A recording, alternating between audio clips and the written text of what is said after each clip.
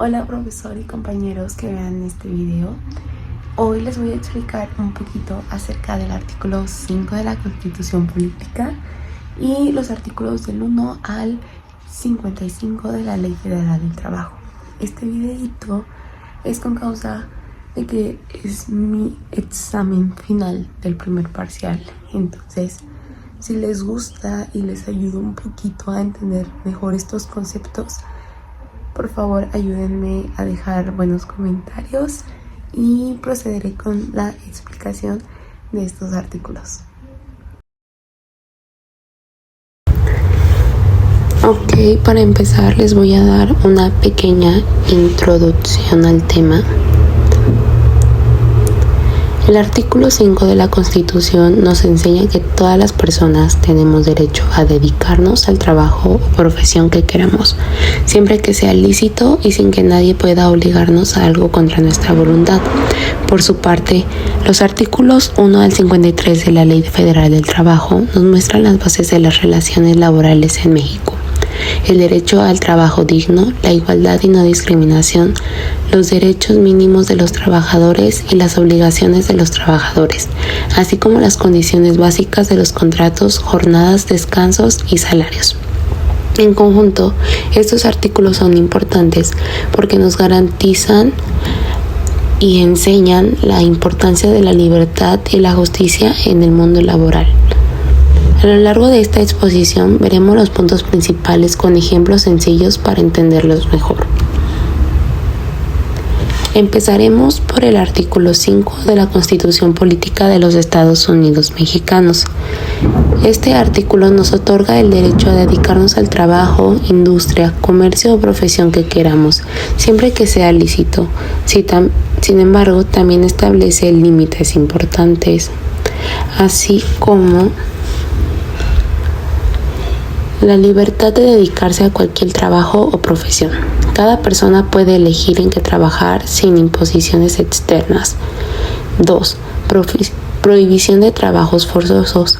Nadie puede obligarte a trabajar en contra de tu voluntad. 3.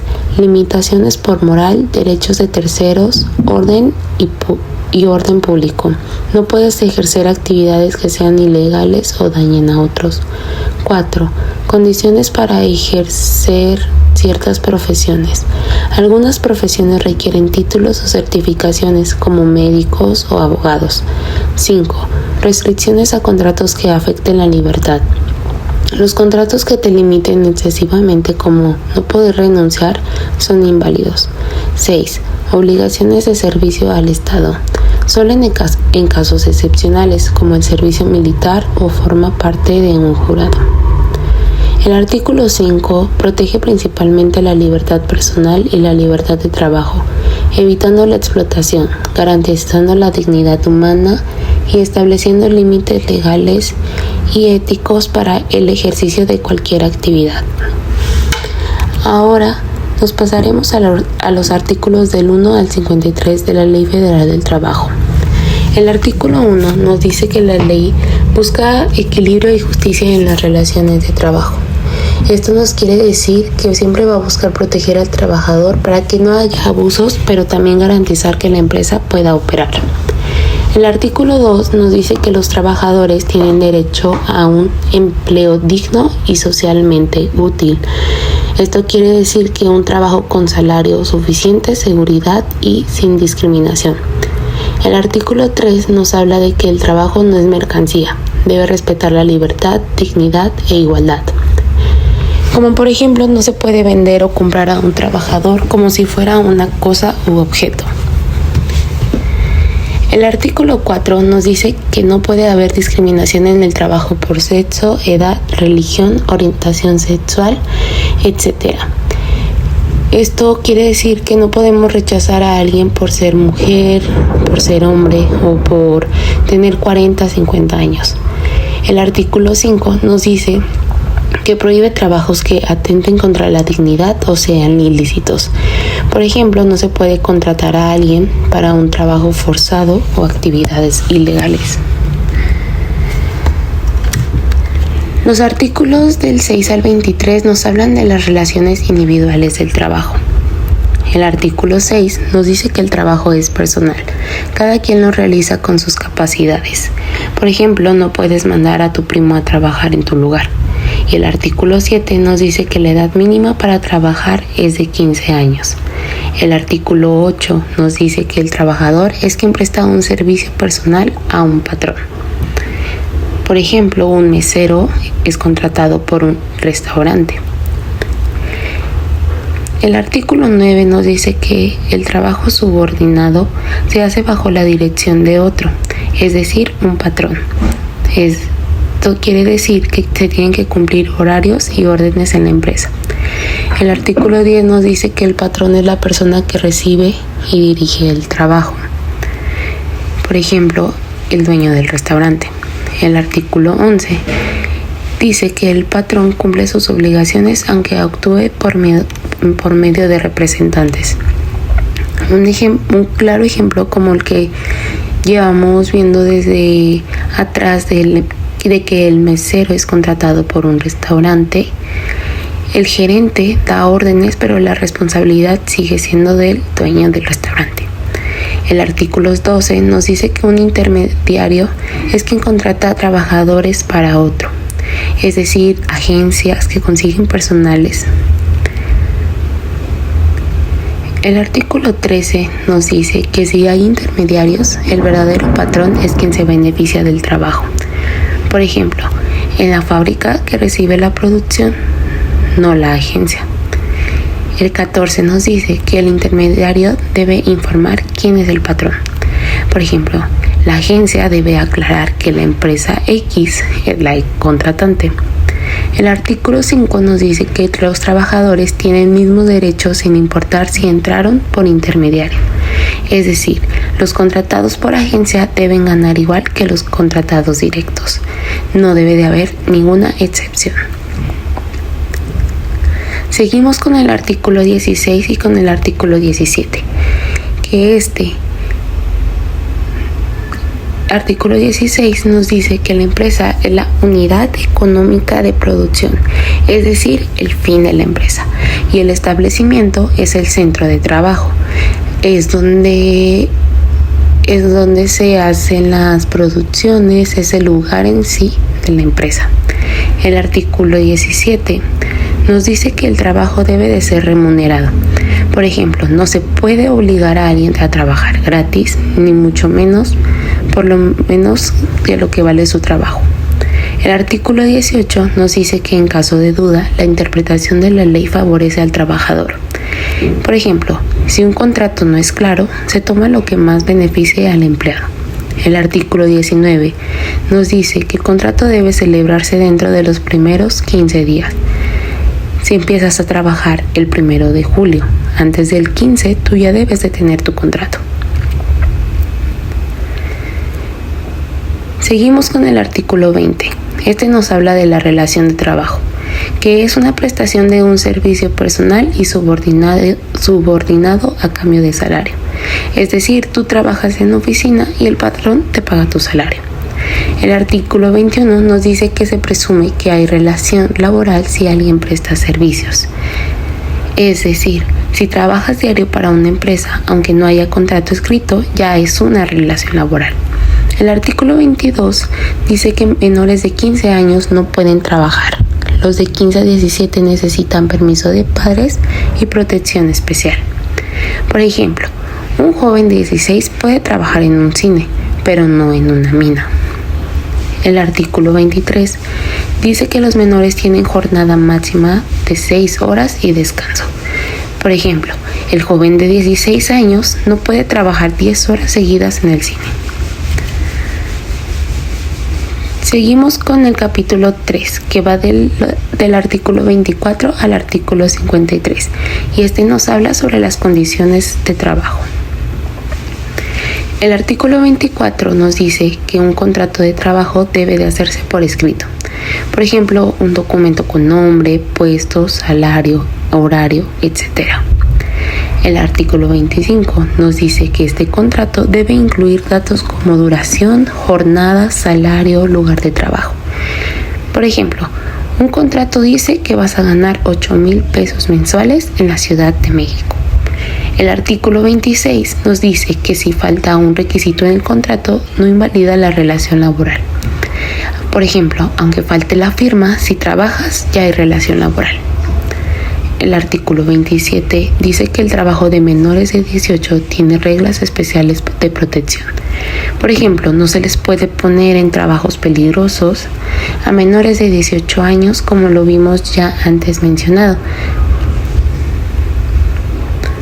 El artículo 28 nos dice que menores no pueden trabajar en expendios de alcohol ni lugares peligrosos. El artículo 29 dice que mayores de 15 y menores de 16 necesitan autorización de padres o sindicato. Por ejemplo, un joven de 15 solo puede ser contratado si sus padres lo permiten.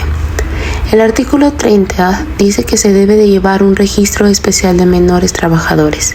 Por ejemplo, una empresa debe de ir anotando los datos del joven de 16 en un libro o una agenda de control.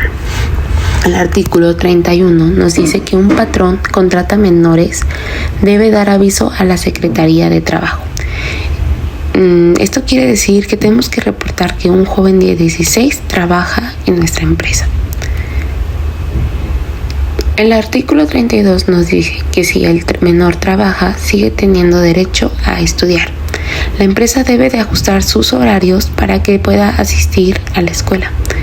El artículo 33 dice que los contratos con menores sin requisitos son nulos, pero el patrón debe pagar salarios. Si contratan a un joven de 14, aunque sea ilegal, deben pagarle lo trabajado. Contratos con personas incapacitadas necesitan autorización judicial. Este es el artículo 34 y nos quiere decir que una persona con discapacidad mental requiere permiso legal para ser contratada. El artículo 35 nos dice que contratos pueden ser por tiempo indeterminado, determinado o por obra. Un ejemplo de indeterminado sería un empleo fijo. Un determinado sería por 6 meses y por obra hasta acabar la construcción o el objetivo del trabajo. El artículo 36 nos dice que un contrato por tiempo determinado solo se justifica cuando lo exija la naturaleza del trabajo. Esto nos quiere decir que cubrir a alguien en incapacidad de maternidad sería un trabajo determinado. El artículo 37 nos dice que un contrato habla de que un contrato por obra se usa para trabajos específicos. Estos trabajos específicos pueden ser pintar una casa, enyesarla, etc. El artículo 38 nos habla de que un contrato por tiempo determinado no puede exceder de 1 año en trabajo manual. Es decir, un contrato de un carpintero es por máximo 1 año. El artículo 39 nos dice que si vence contrato temporal, el trabajo sigue, se vuelve por tiempo indeterminado. Es decir, te contrataron 6 meses, pero sigues trabajando después, ya es un trabajo por tiempo indefinido. El artículo 40 nos dice que puede prestar servicios a varios patrones y no hay conflicto en horarios. Por ejemplo, un profesor que da clases en 2 universidades diferentes. El artículo 41 nos dice que si cambia el patrón, se respetan los derechos laborales. Por ejemplo, la empresa cambia de dueño, pero tú sigues con antigüedad. El artículo 42 nos dice que la suspensión temporal de relación laboral por causas por enfermedad contagiosa, prisión preventiva, incapacidad o servicio militar. Por ejemplo, si tú te enfermas de varicela, se suspende tu trabajo sin perder tu puesto. El artículo 43 nos habla de que la suspensión solo dura mientras exista la causa. Por ejemplo, cuando sales de varicela, podrás regresar a trabajar. El artículo 34 nos dice que durante la suspensión el trabajador no presta servicios y el patrón no paga salario. Por ejemplo, en prisión preventiva no cobras mientras dure el tiempo de prisión. El artículo 45 nos dice que la suspensión no termina la relación laboral. Por ejemplo, en incapacidad médica sigue siendo empleado. El artículo 46 nos dice que el trabajador puede rescindir contratos si el patrón lo engaña o maltrata. Por ejemplo, si te prometieron 12,000 pesos y te pagan 6,000 pesos del salario, puedes renunciar con derecho a liquidación ya que el patrón te ha engañado sobre el salario. El artículo 47 nos dice que el patrón puede despedir sin responsabilidad si hay causas como robo, faltas injustificadas, violencia, etc. Esto quiere decir que si robas una máquina o algo de la empresa, pueden despedirte sin liquidación. El artículo 48 nos dice que si despiden injustificadamente el trabajador, puede demandar reinstalación o indemnización. El artículo 49 nos dice que el patrón puede negarse a reinstalar a ciertos trabajadores, ya sea de confianza, servicio doméstico, pocos empleados. Por ejemplo, un chofer personal no puede exigir reinstalación, solo indemnización. El artículo 50 nos dice que la indemnización por despido injustificado merece 3 meses de salario más partes proporcionales. Por ejemplo, si te despiden sin causa, te deben 3 meses más vacaciones más aguinaldo. El artículo 51 nos habla de que el trabajador puede rescindir si el patrón incurre en faltas graves. Por ejemplo, reducción de salario, maltrato, no pagar, etc. Por ejemplo, si no te pagan 2 meses, puedes renunciar con indemnización. El artículo 52 nos dice que la rescisión se hace sin necesidad de resolución previa. Es decir, puedes dejar de trabajar en cuanto decides rescindir. El artículo 53 nos dice que las causas de terminación laboral son mutuo acuerdo, muerte del trabajador, vencimiento de contrato, terminación de obra, incapacidad. Por ejemplo, termina un contrato de 6 meses y se acaba la relación laboral. Seguiremos con los últimos 2 artículos de esta ley, que son los artículos 54 y 55. El artículo 54 nos habla de que si el trabajador rescinde su contrato por causas justificadas, recibe indemnización. Ustedes se preguntarán, ¿qué quiere decir esto? Esto quiere decir que, por ejemplo, el trabajador decide rescindir su contrato por causas justificadas, algunas de las previstas en el artículo 51, tiene derecho a recibir una indemnización. Los principales puntos son de que el derecho a indemnización, el trabajador puede rescindir la relación laboral sin responsabilidad cuando el patrón incurre en conductas graves. Estas conductas pueden ser malos tratos, falta de pago, reducción de salario, riesgos de salud, etc. En este caso, el patrón le deberá pagar 3 meses de salario, prima de antigüedad si le corresponde, salarios devengados hasta el último día trabajado, prestaciones proporcionales, aguinaldo, vacaciones, prima vacacional, etc. Y también este artículo protege al trabajador de abusos por parte del patrón, ya que le permite romper la relación laboral sin perder su derecho a compensaciones. El artículo 55 de la Ley Federal del Trabajo nos habla de las acciones y plazos. Este artículo complementa al 54 y establece que el trabajador debe de ejercer su derecho dentro de un plazo si quiere demandar la indemnización correspondiente.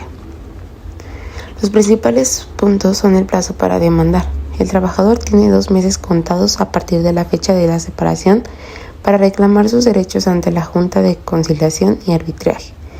Si deja pasar este tiempo, pierde el derecho a exigir el pago. El inicio del cómputo. El plazo comienza a correr desde que el trabajador deja de prestar servicios. Esto evita abusos y da certeza tanto al patrón como al trabajador. Esto sería todo por mi parte. Y como conclusión, el artículo 5 de la Constitución, como los artículos 1 al 53 de la Ley Federal del Trabajo, buscan proteger la libertad de trabajo, la dignidad humana y la justicia laboral. Estas normas garantizan que las relaciones laborales sean justas, que los contratos sean claros y que tanto trabajadores como patrones tengan derechos y obligaciones bien definidos. En la práctica, conocer estas disposiciones nos permite defender nuestros derechos y cumplir nuestras responsabilidades dentro del mundo laboral. También la legislación laboral no solo regula las condiciones de trabajo, sino que también asegura que cada persona pueda desarrollarse en un empleo digno, estable y humano, fomentando con ello la justicia social y el bienestar colectivo. Esto sería todo por mi parte. Espero y les haya dejado un poquito de enseñanza esta presentación. Muchas gracias.